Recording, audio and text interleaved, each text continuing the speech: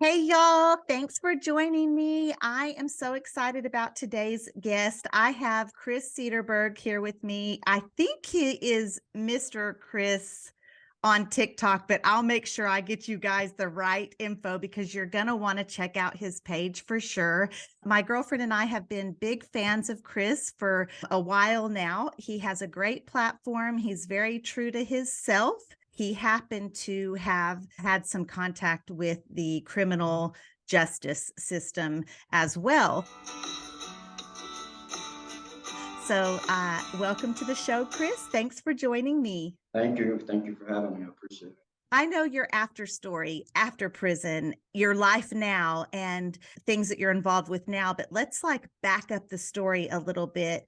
Tell me about your first experience with the criminal, I call it the criminal unjust system. How old were you? When I first started getting in trouble, I was real young, juvenile. But this last instance that I ended up in TDCJ, it was in 2015. I was in there in 2012. When I got out, it was 2015. So I spent 3 years in Texas prisons. You were housed on one of the roughest women's prison, and it was on the hobby unit. I was. Obviously, I'm a trans man. At that time, I did not identify as trans, so I was in the women's unit, and it was intense out there. You know, people were getting cut up all the time, and it was kind of crazy. My girlfriend did a little bit of time on hobby. We got separated at the end of both of our sentences, and they had moved her to hobby. And she talks about the officers fighting with the inmates. Did you ever see anything like that? Not like physical fighting, but I mean, they had some weird stuff going on. I never really knew the backstory behind some of the stuff, but you could tell there was a lot of animosity between certain inmates. They would purposely, go and put people in the hole just because they didn't like those inmates and stuff like that. I mean, there was, personal stuff, personal feelings behind how they treated certain inmates. Even out here, you people have beef with their neighbors or get into it with the cashier at the grocery store and have an attitude next time they go in the grocery store or something like that. But what people don't realize is when the grudge is held by a person that has complete power and authority over someone else's life, that's when it becomes a huge problem. You write them up for something or anything like that, and they will hold that against you the entire time you're at their unit. And there's a lot of that out there at Hobby. When you say write up, tell us what that is. Writing a grievance on, a correctional officer or any problem you may have with them. I mean, you could write a grievance and somehow they find out or they see it, they get called in about it, and they're gonna hold that grudge. Chris, you didn't identify as transgender while you were doing time. Were you feminine? Not at all. I've never been feminine. Being trans, I've always just been this way. I just didn't really know anything about how to transition or anything like that. When I was in prison, when you work in the kitchen, you gotta dress, you gotta strip 2-3 times a day at least. And it was probably way more uncomfortable for just a regular female, because we're already uncomfortable with our bodies and not matching. And then to have all of them looking at you or feel like they're looking at you, surrounded by a line of women, and then the officers, what you see doesn't match. And so you think you look that foolish to them too. I think a lot of people, when they think about strip searches in prison, have this idea that it's one officer and one person, and it's just done just like that. You're painting a scene of a room full of people. Where we strip down to go in and out of the chow hall, to go work in the kitchen, you have over 20 women crowded together, all sweaty from work because there's no air conditioner, just shoulder to shoulder, stripping down, and like a line of officers in front of you, checking each person. So it's not just one on one, or you go in a private little building. It's not like that. How are the officers' attitudes? Was it professionally done? Was it calm? Certain things were professional, certain officers. Other officers are just on a power trip. Even if it hurts you, they still said what they said, and that's what it's going to be. But for the most part, they're pretty professional. The ones I came across, I tried to stay out of the trouble, so I didn't really have a lot of them coming to me for anything. But I mean, I saw it from a distance, you know. You weren't particularly feminine. You said you've never been feminine. And so I'm just trying to paint the picture of what Chris looks like before transitioning in prison. I look just like I do now without the beard. Literally, nothing's changed except the beard. You still put off a more masculine vibe. Did that cause any kind of issues for you between other people that you're incarcerated with, between Oh, yeah. staff? I don't know how it is at the other units, but I mean, I'm sure it's probably about the same. When you are what you call a stud, when you walk into prison, you are like fresh meat. Everybody's eyes are on you. They know you're going to have girlfriends. You're the hot commodity of the unit, apparently. That caused a lot of issues with other inmates, other studs. Even if you weren't doing anything to them, they had a problem with you over jealousy, like big time. I've been threatened to be killed in there and all kinds of stuff, you know, cut up, all kinds of stuff. If I even spoke or looked someone's way, Bobby's bad about attacks, cutting people up, you know, with their razors and all that. They're real bad about that. The housing at Hobby is mostly cell block housing, two-man cells. Were you in cell block housing or were you in an open door? No, I was in cell block housing. They're dorms, but yeah, you get locked up into two-person cell block. I want to just clarify that stud is definitely a prison slang for any female that's more masculine and is lesbian. Like that's their stud. And also, at least on my unit, any female that projected herself as even minorly masculine, we would easily call a boy.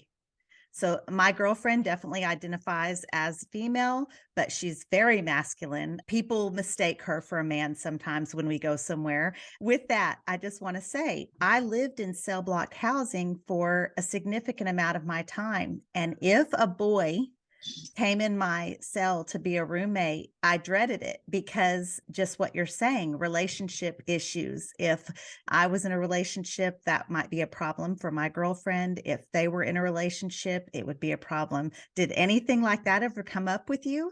Oh yeah, I got one cellmate, a beautiful girl. I give her that, but her girlfriend lived in the dorm right across in the same building, but like there's windows to separate dorms.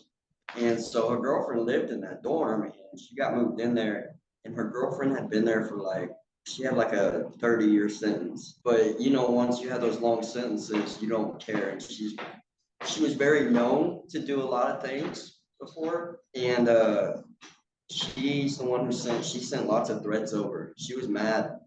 She was real mad her girlfriend got put in my cell block. Relationships in prison don't necessarily mimic relationships out here. Can you talk about that a little bit? Were you ever in a prison relationship or anything that you observed? Yeah, I was in one.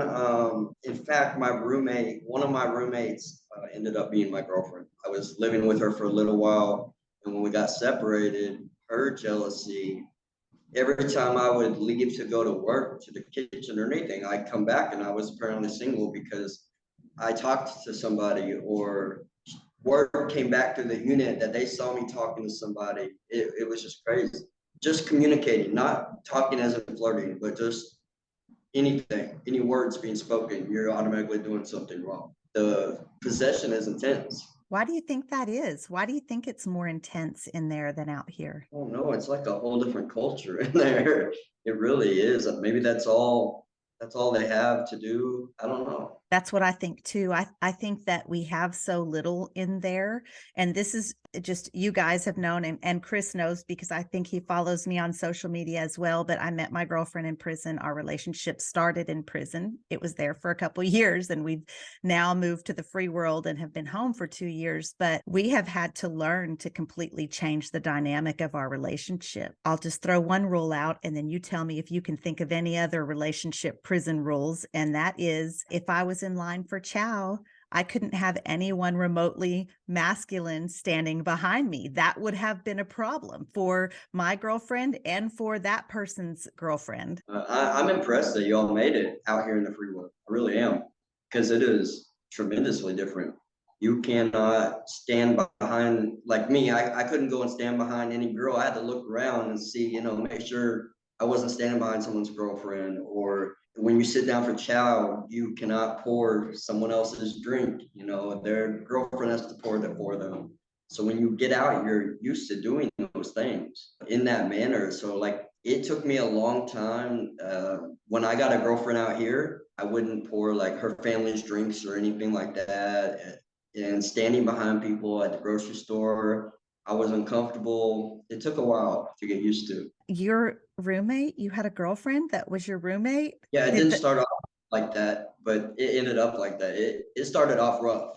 It started off where well, we got in a fight, like a physical altercation, and yeah, somehow we got put on lockdown, and we sat there talking and talking, and we just ended up together eventually. did you fight in your cell? Yes, she was supposed to be going to school, and they were letting everybody out of the dorm for school. We were into it about something. I don't even remember what. The door closed. She missed school, and she kept mouthing off and threatening me. That wasn't a good deal. Tell us about how much space a cell is. So it's two people in this space. I mean, yeah, it's just enough room for a bunk, and you have little floor area. I don't even know the size of the room, the bunks.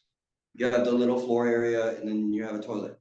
That's it. It's that classic toilet sink combo that you guys have probably seen elsewhere. When you are with a roommate in that small amount of space, it can get intense. And that's how we solve things in there, is just what Chris was talking about. It easily turns to violence, and that's completely acceptable in that environment. You're stuck in this little space. You're locked in.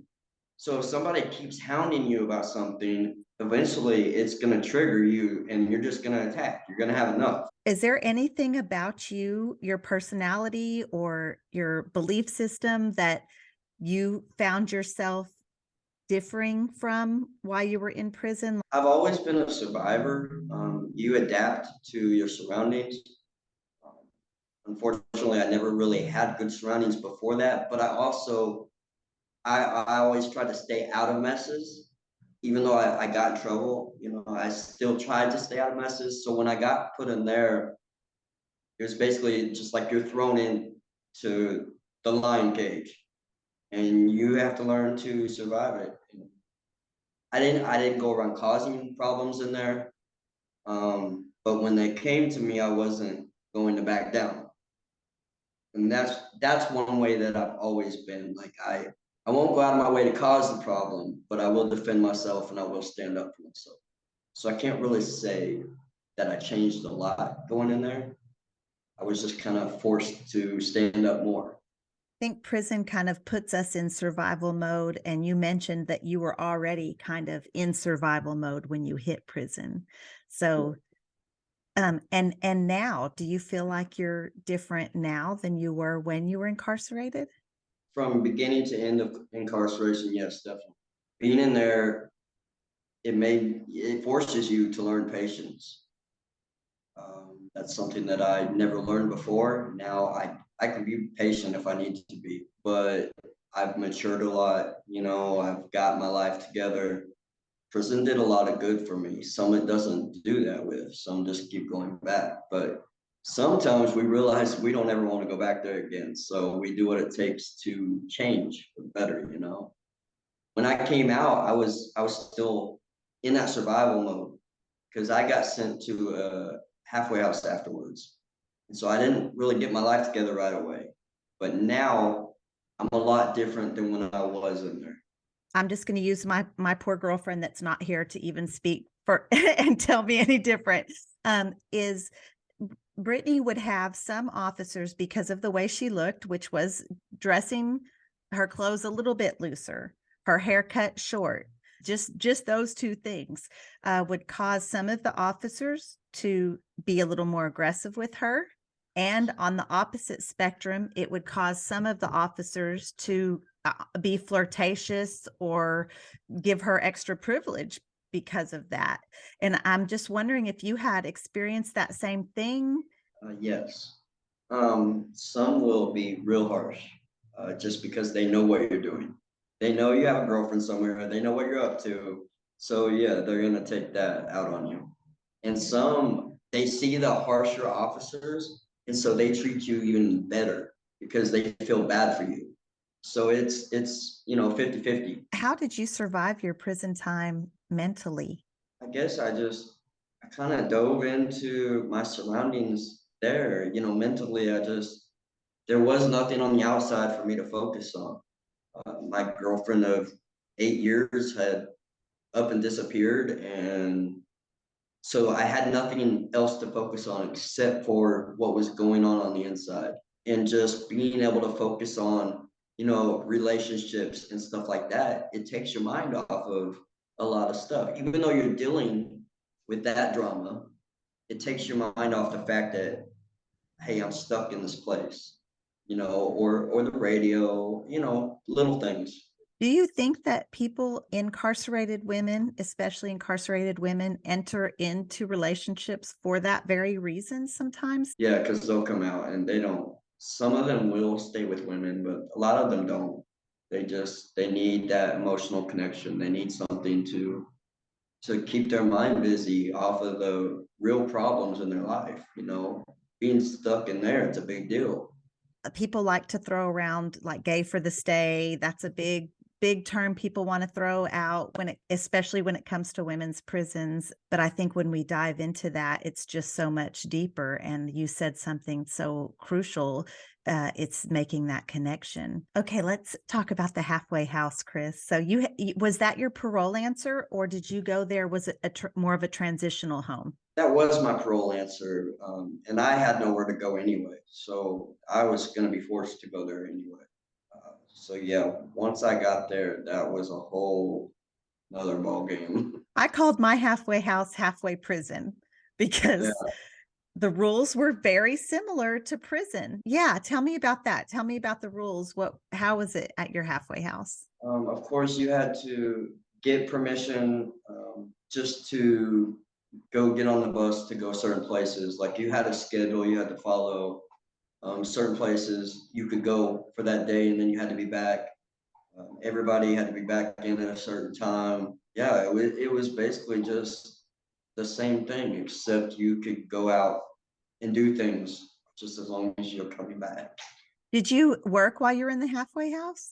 I did. The one that I went to, everybody was basically sent to Goodwill to work. There were a couple other places you could go, but Goodwill, I think I was making seven something an hour. And so when you're doing that, you're still paying rent at the halfway house. You're not getting anywhere.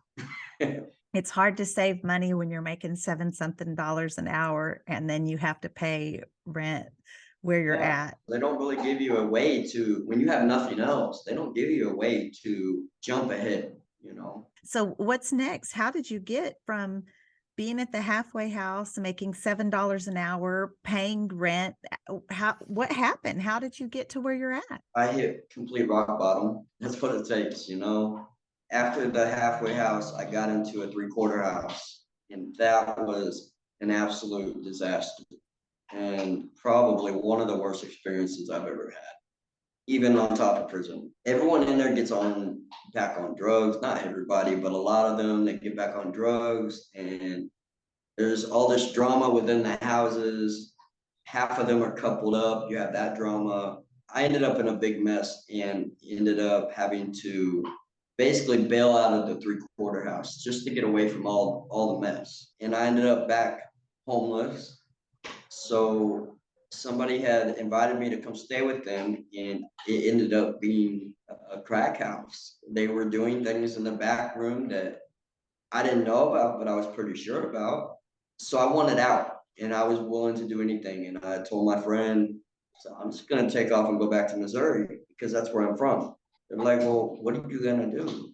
And I told them, I don't know, but I have to get out of here. I don't want to be here anymore. Like I wanted to unalive myself because I was just stuck. So it was a man that I knew actually from the halfway house. We had been put in there at the same time. He had gotten with this woman, and they both ended up being my greatest friends ever. And she said, I'm gonna come get you. And he was in CDL school. He had just graduated or something, and she wanted to go so she could go and drive with him. And so she said, I'm going to come get you, and me and you both are going to go to CDL school. That was that. She came and got me. She didn't even know me. She only knew me through him. She pulled up. She was scared to even get out of her truck because of the area that I was in, but she came and got me, and we went from there. And I've never looked back. But she saved me, because if I had gone to Missouri, I had nothing. It was going to be the same thing. They took a chance on you. You did. And you don't find that. Like I got lucky. You don't find very many people willing to take a chance on a stranger. Yeah, they saved my life. And you didn't waste your chance. You didn't waste that opportunity. No, and now that I've had that experience, even if I ever hit rock bottom again, I would never go back to doing what I was doing before. Just because I've grown so much from being able to have my life together. I have a lot more respect for earning money. I have a lot more respect for what others work for. Yeah, it's changed me completely. You drive trucks now. Yeah, So I've been doing it since 2017, since I got off parole. how far do you travel? Tell me about it. Are you by yourself traveling? Yes, I am by myself traveling. You're not by yourself, Chris, because I see your companion on your videos. Oh yeah, he's over here chewing his toys up right now. Yeah, I have my dog with me everywhere I go. I've been on the road the first 2 years. I think 2017 to 2019. I was driving, all 50 states. Then I came local because I had a girlfriend. I came local and was doing flatbed, and then like 8 months ago, I started back on the road again. So I've gotten to be in one truck, right? And it's prison cell-ish, Chris, because it's got a little space for a bed. I mean, it's just not much room. Are you comfortable in that small space? Like, does it remind you of a prison cell or? I say it all the time. I didn't want to go back over the road at all because I don't like being stuck in that truck. It's bad mentally. I think when you're locked up, you get a form of social anxiety. When you get in a truck, it makes it worse. You're by yourself, if you've been locked up, you already kind of had that anxiety socially. It just makes it worse. So I didn't want to go back over the road, but I was in a situation where I had to. For the past 6 months, I've been telling everybody it's just like being in prison, I want out. So now I actually quit my job the other day. I'm trying to go. I might end up back in a couple weeks, but I'm trying to go do something else because it is like a prison cell. I mean, luckily, us being those who were locked up, it's easy to adjust to. It's not like a big shock. You're just stuck in that box all day. But it is kind of like a reminder. What do you want to do now? I'm not real sure. I'm looking in school. The option is always there to go back to the truck. And I refuse to go backwards. So if it ever looks like I'm going to go backwards, then I will go back to the truck. But right now, I'm trying to do more for the nonprofit that I'm involved in. I'm trying to do more for my community. We're facing a lot out there right now. And so we need feet on the ground. Tell me what is your passion? What is your drive for your social media platforms? My passion really is just standing up for those that don't have a voice, standing up for those that don't have it in them to stand up. They've been picked on too much, or they don't feel like they have that confidence. So I try to do that for them. anything that involves that, that's my passion. I see some of the comments on your video, Chris, kids telling you the most incredible things and thanking you. So for sure you're reaching that goal. Yeah, I try to make everybody, realize that, hey, they're just like me. They can do it too, but if you can't, I'll do it for you for right now. And I'm leaving in the morning. I'm going to, we have an event in Panama City Beach that I'm going to. And after that, I really don't have a clue. I'm just going right now. This took me, I've been trying to do this to even leave this apartment for 3 years because I live a mile from my ex. And that was a very toxic thing. We have not spoken September, and I feel like it's finally okay to go. And I kind of had to force myself just to go, to get away from it, shred off all the past of this situation, and yeah, so I did it. I like to have a plan, but this time I don't, and that's okay. It's gonna be okay. I won't fall again. That's all that matters. What does falling look like to you? My issue has always been, I guess, based around finances. I started off a runaway in the hole already, from 14 up. So yeah, my issue has always been stability, and that revolves around finances. So if I start falling backwards money wise, I won't go, like, job wise. I won't do something that I make less than I made in the truck. If I feel like things are starting to go haywire and I don't have enough money to make it, I will be back in that truck. Chris, you were 14 on your own. Yeah, I wasn't then. I I didn't really have much of an option. I was in a bad situation, so.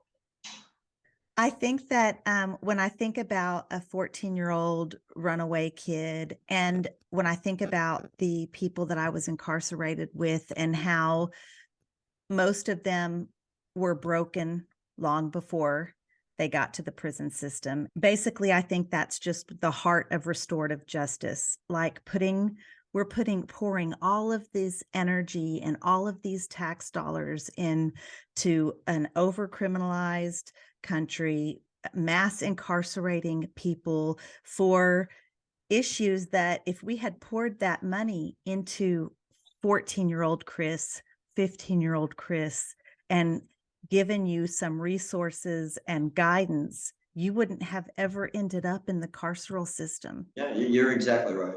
And back then, when I was 14, they didn't have the resources that they have now. But even if they did, half the resources that they have now, like say you have a homeless kid, half these numbers you call and you can just get the runaround.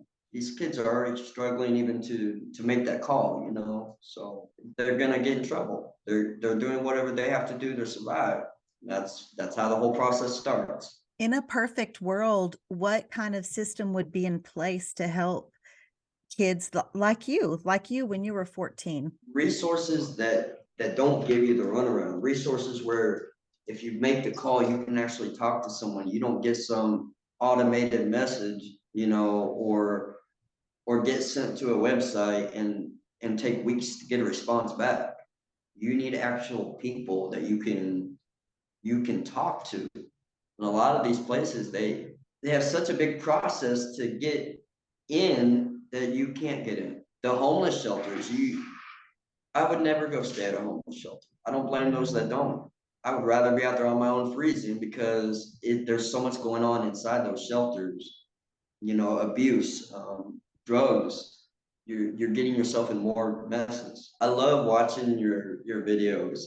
I watched the one with the young one the other day, the one that was in the child system. It's a sad situation. Was a sad situation, and it's an ongoing. She still has an uphill battle, but she just recently moved closer to me so I can help a lot more than I could. But she's having trouble with that felony jacket getting housing. So have Yeah. you encountered any of that? Yeah, because you have an apartment. How did you get that apartment? Yeah, that's been a big problem. No matter how up I go in life, I'm still stuck down here at times. This apartment, it's Section 8. It's even though I go up in life, I can't get a nicer apartment because I'm a felon. You are progressing in life. You are doing better, looking for a better job. You had a career, and you're looking for more, but because of that felony jacket, you are restricted to stay um in a rougher neighborhood, in a poverty neighborhood, Yes. because that's what will accept felons. Okay, Chris, so I found you on TikTok. I instantly fell in love with you. My girlfriend loves you, and tell people how they can find you on what social media platforms. Where are you at? I'm on Twitter. It's Mr. Chris here. I'm on Instagram. It's Mr. Chris here. TikTok, Mr. Chris here. Basically all of them. Go find Chris and watch his journey, because we all want to know where you end up. We all want to know what job you find, and we want to follow you through your advocacy works too. Thanks so much for joining me, Chris. I appreciate you. Thank you. I appreciate you. Keep up the good work.